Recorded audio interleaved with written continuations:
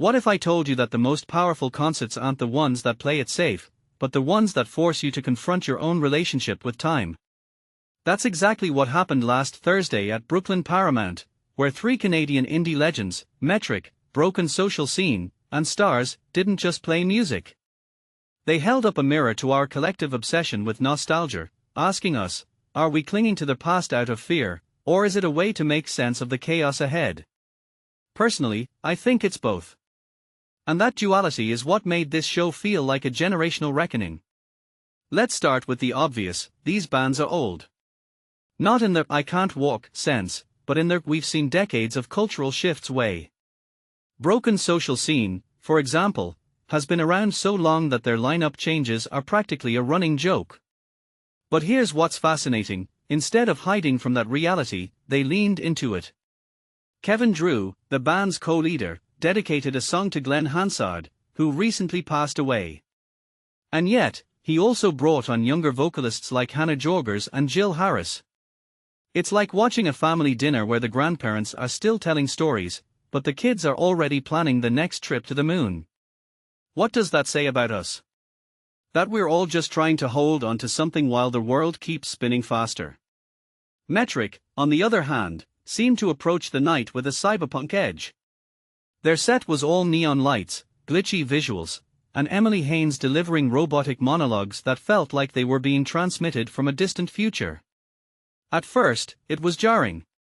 I mean, who wants to hear a synth-pop band talk about passing the torch with the coldness of an AI voice?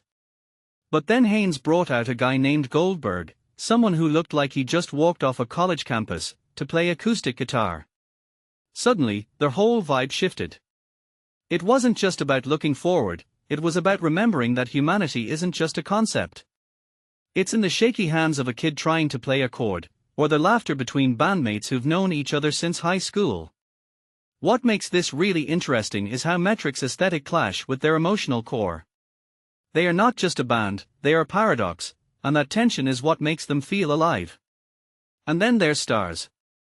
Torquil Campbell's decision to change the word bastards to Nazis in Hold On When You Get Love wasn't just a punchy lyric choice.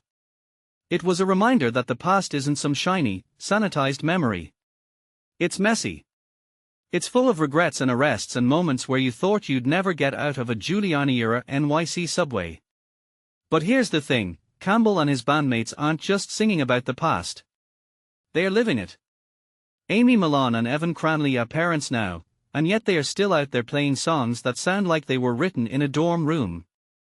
It's like watching a time machine that doesn't just go backward, it goes inward, forcing you to ask, what if I never grow up?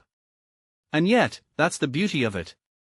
Nostalgia isn't about escaping the present, it's about finding the threads that connect your childhood dreams to the person you've become.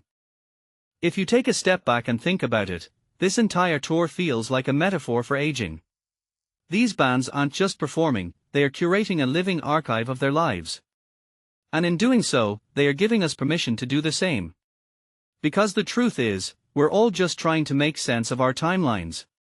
We romanticize the dive bars and late nights, but we also wonder if we'll ever be as bold as we were in our 20s. What this really suggests is that nostalgia isn't a weakness. It's a survival tactic. A way to say, I've been here before, and I made it through. But here's the catch: if you're only looking back, you might miss the chance to build something new.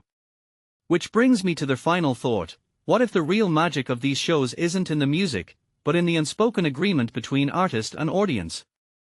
That we're all just trying to find our place in a world that's constantly changing, and maybe, just maybe, the past can be a compass instead of a cage.